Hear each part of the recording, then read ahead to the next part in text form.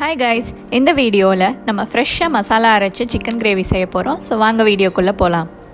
மசாலா அரைக்கிறதுக்கு தேவைப்படுற பொருட்கள் என்னென்னு பார்த்துடலாம். 1.5 ஸ்பூன் வரமல்லி, 1.5 ஸ்பூன் மிளகு, 2 ஸ்பூன் சீரகம், 2 ஸ்பூன் சோம்பு, வரமிளகா நான் 12 எடுத்திருக்கேன். உங்கள் மிளகா காரத்துக்கு ஏற்ற மாதிரி நீங்கள் அட்ஜஸ்ட் பண்ணிக்கோங்க. பட்டை 2 பீஸ், கிராம்பு 3, ஏலக்காய் 3 சேர்த்துக்கோங்க.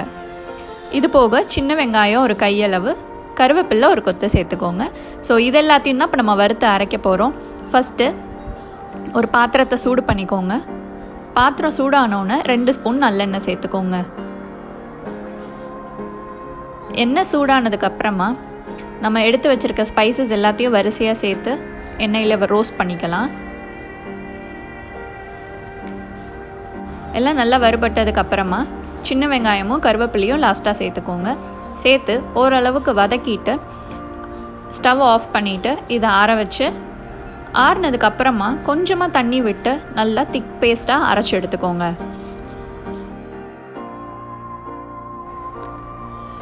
அரைச்ச மசாலாவை சுத்தம் பண்ணி வச்சுருக்க சிக்கனில் சேர்த்துக்கோங்க. நான் 750 கிராம் சிக்கன் எடுத்திருக்கேன். ஸோ இதை சேர்த்துட்டு நல்லா கலந்து விட்டுட்டு 2 ஸ்பூன் தயிரும் கிரேவிக்கு தேவையான அளவு உப்பும் சேர்த்து நல்லா கலந்து விட்டு குறைஞ்சது 20 நிமிஷமாவது இதை மேரினேட் பண்ணுங்கள்.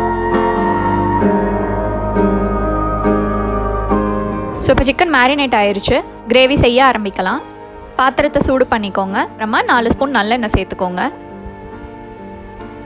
எண்ணெய் சூடானதுக்கப்புறமா பட்டை, கிராம்பு, ஏலக்காய், அது போக 1/2 ஸ்பூன் சீரகம் சேர்த்துக்கோங்க.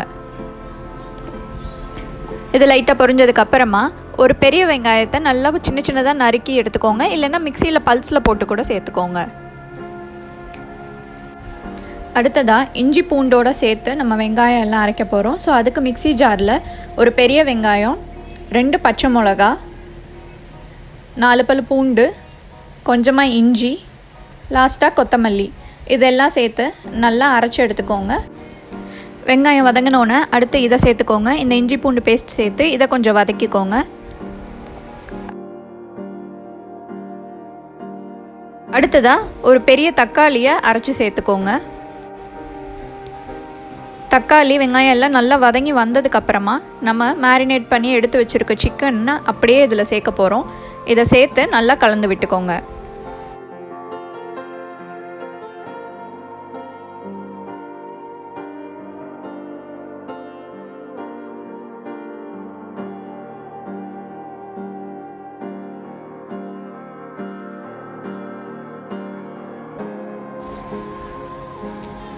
சிக்கனோட எல்லாம் நல்லா கலந்து விட்டதுக்கப்புறமா கொஞ்சமாக கொத்தமல்லி இலையை மேலே போட்டு மூடி போட்டு கரெக்டாக இது ஒரு 20 மினிட்ஸ் குக் பண்ணுங்கள். இடைப்பட்ட வேலையில் அப்பப்போ கொஞ்சம் கிளறி விடுங்க. தண்ணி எதுவும் சேர்க்க தேவையில்லை. சிக்கன்லேருந்து வர்ற தண்ணியே இந்த கிரேவிக்கு கரெக்ட் கன்சிஸ்டன்சி கொடுக்கும்.